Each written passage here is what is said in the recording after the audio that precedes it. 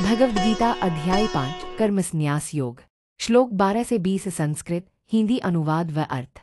श्लोक 12 है युक्तः कर्मफलं त्यक्त्वा शान्तिमाप्नोति नैष्ठिकीम् अयुक्तः कामकारेण फले सक्तो निबध्यते 5-12। हिंदी अनुवाद। योगयुक्त व्यक्ति कर्मफल का त्याग करके शाश्वत शांति प्राप्त करता है, लेकिन अयोग्य व्यक्ति जो फल की इच्छा से कर्म करता है वह बंधन में पड़ता है।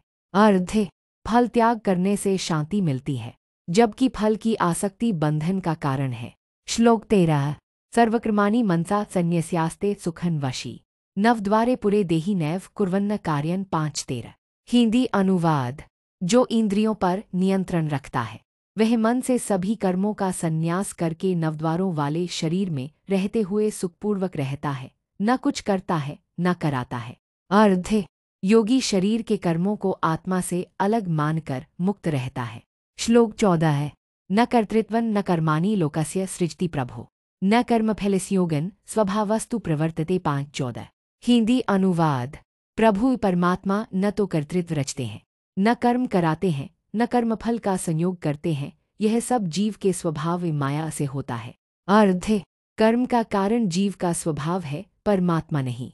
श्लोक 15 न दत्ते कस्यचित् पापं न चैव सुकृतं विभो अज्ञानेनावृतं ज्ञानं तेन मुह्यन्ति जन्तवः 5-15। हिंदी अनुवाद।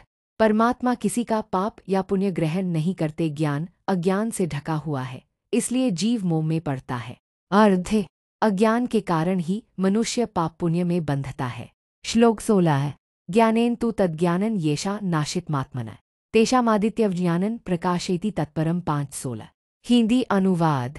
जिनका अज्ञान ज्ञान से नष्ट हो गया है उनका ज्ञान सूर्य के समान परम सत्य को प्रकाशित करता है। अर्थ ज्ञान अंधकार अज्ञान को मिटाकर आत्मा में प्रकाश फैलाता है।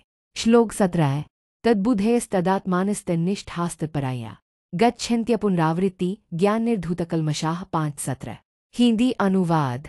जिनकी बुद्धि आत्मा और आस्था ब्रह्म में स्थिर है, जो उसी के परायण है, वे ज्ञान के द्वारा पाप रहित होकर उस अवस्था को प्राप्त होते हैं जहाँ से लौटना नहीं पड़ता।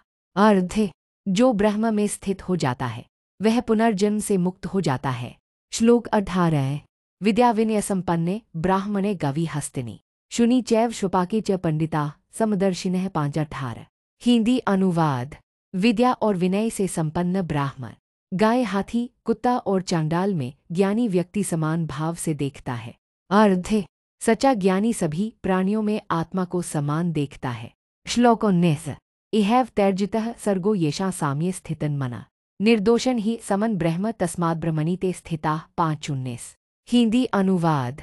जिनका मन समानता में स्थित है उन्होंने इसी जीवन में संसार पर विजय पाली है, क्योंकि ब्रह्म निर्दोष और समान है, इसलिए वे ब्रह्म में स्थिर हो जाते हैं।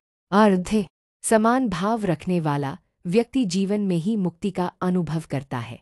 श्लोक 20 न प्रहृष्येत् प्रियं प्राप्य नोद्विजेत् प्राप्य चाप्रियम् स्थिरबुद्धिरसमूढ़ो ब्रह्मविद् ब्रह्मणि स्थितः 5-20।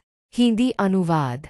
जो ब्रह्म को जानता है और ब्रह्म में स्थिर है वह प्रिय वस्तु मिलने पर प्रसन्न नहीं होता और अप्रिय मिलने पर दुखी नहीं होता, उसकी बुद्धि स्थिर रहती है।